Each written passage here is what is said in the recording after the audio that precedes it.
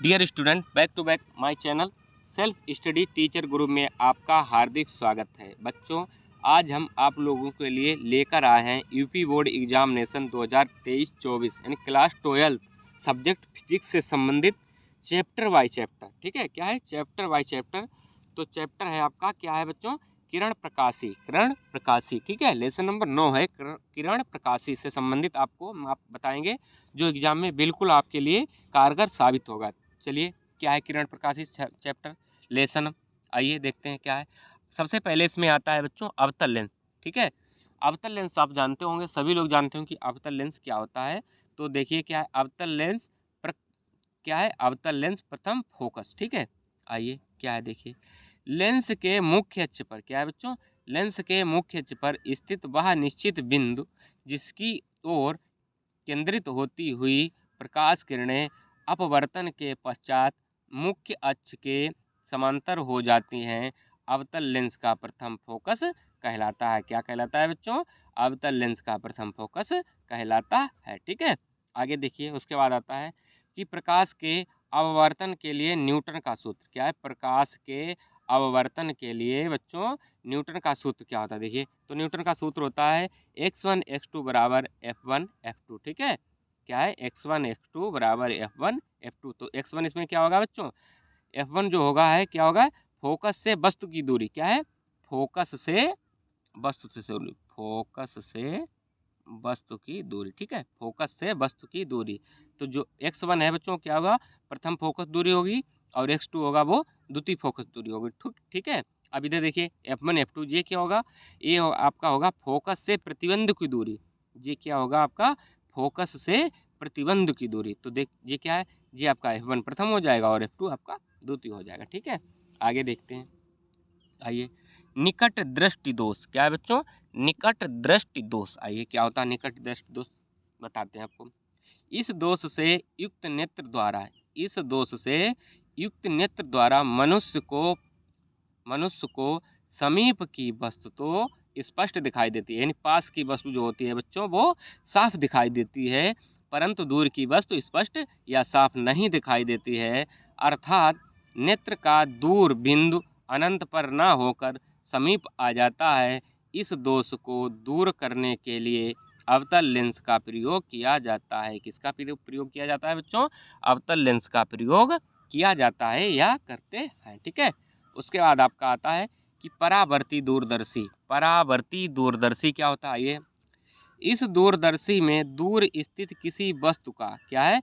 इस दूरदर्शी में दूर स्थित किसी वस्तु का चमकीला प्रतिबिंब प्राप्त करने के लिए अभिदर्शक लेंस के स्थान पर बड़े आकार का अवतल दर्पण का प्रयोग किया जाता है। ठीक है बच्चों, यह अवतल दर्पण का प्रयोग किया जाता है, इसलिए इसे परावर्तक अथवा परिवर्ती दूरदर्शी कहते हैं। ठीक है, परावर्ती अथवा या दूरदर्शी कहते हैं। ठीक है, इसके बाद आता है आपका कला संबद्ध शोध। ठीक है, क्या बच्चों? कला संबद्ध शोध। आइए देखते हैं क्या है कला संबद्ध शोध।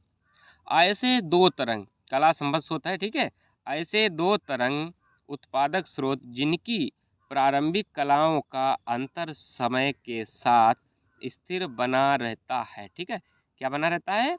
समय अंतर। ठीक है, स्थिर बना रहता है, अर्थात कलांतर सदैव स्थिर रहता है, कला संबद्ध स्रोत कहलाता है। क्या कहलाता है बच्चों? कला संबद्ध स्रोत कहलाता है। उसके बाद आता है आपका प्रकाश के विवर्तन। क्या है बच्चों? प्रकाश के विवर्तन। ठीक है, प्रकाश के विवर्तन देखते हैं क्या है। जब प्रकाश किरणें किसी पतली झिर्री अथवा किसी तीक्ष्ण अवरोध पर पड़ती हैं तो अवरोध के किनारों की ओर आंशिक रूप से मुड़ जाती हैं। क्या बच्चों? आंशिक रूप मुड़ जाती हैं। प्रकाश किरणों के इस प्रकार मुड़ने की प्रक्रिया को या घटना को प्रकाश का विवर्तन कहते हैं। क्या कहते हैं बच्चों? प्रकाश का विवर्तन कहते हैं। ठीक है, आपका हो गया प्रकाश विवर्तन। ठीक है, उसके बाद आइए देखते हैं क्या है प्रकाश तरंगों के व्यक्तीकरण की आवश्यक शर्तें। एग्जाम में पूछा जाएगा 100 में 100%। ठीक है बच्चों, आइए देखते हैं क्या है प्रकाश तरंगों की व्यक्तीकरण आवश्यक शर्तें आपको किस प्रकार लिखना है।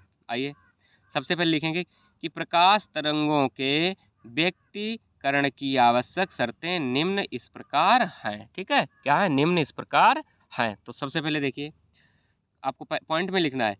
नंबर 1, दोनों तरंगों की आवृत्ति बराबर होनी चाहिए। क्या है बच्चों, दोनों तरंगों की आवृत्ति जो है वो कैसी होनी चाहिए, बराबर होनी चाहिए। नंबर 2, दोनों तरंगों के आयाम यानी दोनों तरंगों के आयाम भी कैसे होने चाहिए, बराबर होने चाहिए। नंबर 3, दोनों प्रकाश के स्रोतों के बीच, क्या है बच्चों, दोनों प्रकाश के स्रोतों के बीच की दूरी बहुत कम होनी चाहिए। ये क्या है, बहुत कम होनी चाहिए। ठीक है। नंबर 4, दोनों प्रकाश स्रोत, क्या है बच्चों, दोनों प्रकाश स्रोत अत्यंत संकीर्ण होने चाहिए। क्या है, अत्यंत संकीर्ण होने चाहिए। ठीक है, इस तरह से आपको लिखना है प्रकाश तरंगों के व्यक्तीकरण की आवश्यक शर्तें। ठीक है, उसके बाद आते हैं आपको कि देखें कि दर्शन कोण क्या होता है बच्चों। दर्शन कोण डायग्राम भी बनाया है मैंने, देखते हैं दर्शन कोण क्या है। किसी वस्तु द्वारा, क्या है बच्चों, दर्शन कोण किसी वस्तु द्वारा हमारी आंख पर बनाए गए कोण को उस वस्तु का दर्शन कोण, विजुअल एंगल, दर्शन कोण को हम इंग्लिश में कहते हैं, क्या कहते हैं बच्चों, विजुअल एंगल कहते हैं।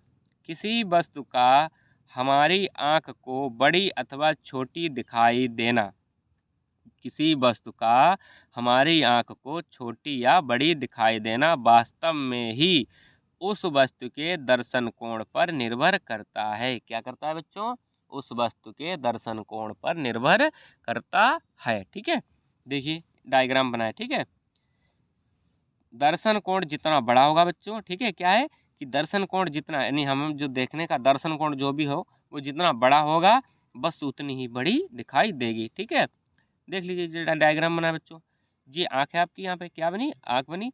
ये पीछे का लेंस आपको क्या कहा जाता है, इसे हम इंग्लिश में बोलते हैं रेटिना। ठीक है, क्या बोलते हैं, रेटिना। ठीक है बच्चों, इस तरह से आपको डायग्राम भी बनाना है। ठीक है, उसके बाद आता है केंद्रीय उच्चिष्ट कोण की चौड़ाई का सूत्र बच्चों।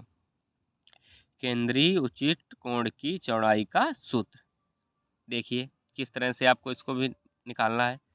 देखिए केंद्रीय उच्चिष्ट के दोनों ओर प्रथम निम्ष्टों के बीच कोणीय दूरी को केंद्रीय उच्चिष्ट की कोणीय चौड़ाई कहते हैं। ठीक है, क्या कहते हैं, कोणीय चौड़ाई कहते हैं।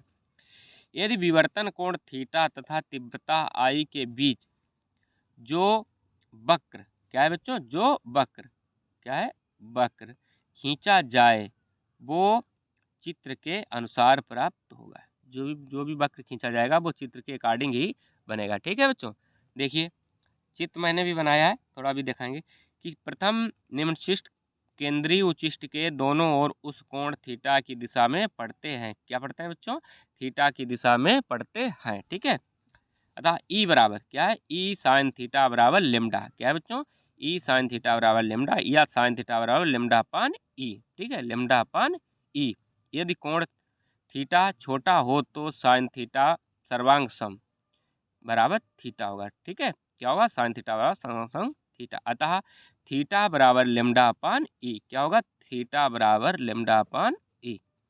अतः केंद्रीय उच्चिष्ट की दोनों ओर कुल चौड़ाई 2 थीटा बराबर 2 लेमडा अपान ई, क्या होगा, 2 थीटा बराबर 2 लेमडा अपान ई। ठीक है, देख लीजिए ये पहले डायग्राम देखिए बच्चों, इधर ये तो आपका बिंदु हो गया ओ। ठीक है, इधर लेफ्ट को चलेंगे, ठीक है, लेफ्ट को चलेंगे तो क्या है, निगेटिव -3 लेमडा पान ई, 2 लेमडा पान ई और लेमडा पान ई। राइट को चलेंगे तो क्या है बच्चों, लेमडा पान ई पॉजिटिव में जाएंगे, ठीक, 2 लेमडा पान ई, 3 लेमडा पान ई।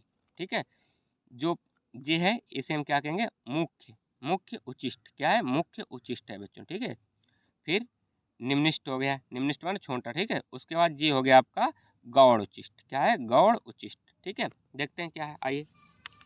यदि पर्दे पर, क्या है बच्चों, यदि पर्दे व झिर्री के बीच की दूरी डी हो, पर्दे और झिर्रे के बीच की दूरी डी हो तो केंद्रीय उच्चिष्ट दोनों ओर 2x दूरी फैलाता है। ठीक है, जब पर्दे और झिर्री के बीच की दूरी जो भी होगी डी होगी और जो केंद्रीय उच्चिष्ट होगा तो उसको क्या कर देगा, त्रिज्या को मान के चलिए आपका व्यास में कर देगा, क्या कर देगा, व्यास यानी दूना कर देगा, ठीक है। तो 2x की दूरी फैला देगा। रैखिक चौड़ाई बराबर, रैखिक की चौड़ाई 2x बराबर 2 लैम्डा अपान ई इंटू डी, यानी डी से गुणा हो जाएगा, ठीक है। यदि फोकस लेंस झिर्री ए बी के समीप स्थित हो तो इसकी फोकस दूरी f है ठीक है, क्या है, f है। तो पर्दे पर केंद्रीय उचिष्ट की रैखिक दूरी या रैखिक चौड़ाई क्या होगी बच्चों, 2x बराबर 2 लैम्डा अपान ई इंटू एफ। यही आपको क्या है बच्चों, 2x क्या है, उचिष्ट की रैखिक चौड़ाई 2x बराबर 2 लैम्डा अपान ई इंटू एफ, यही आपको सूत्र का निगमन करना था, निकालना था, ठीक। अब इसमें देख लीजिए, जहाँ x क्या है बच्चों, x क्या है, प्रथम निम्निष्ठ के केंद्रीय उचिष्ट से रेखी दूरी, ठीक है। वीडियो अच्छा लगा हो तो लाइक शेयर एंड सब्सक्राइब अवश्य करें। Thank for watching.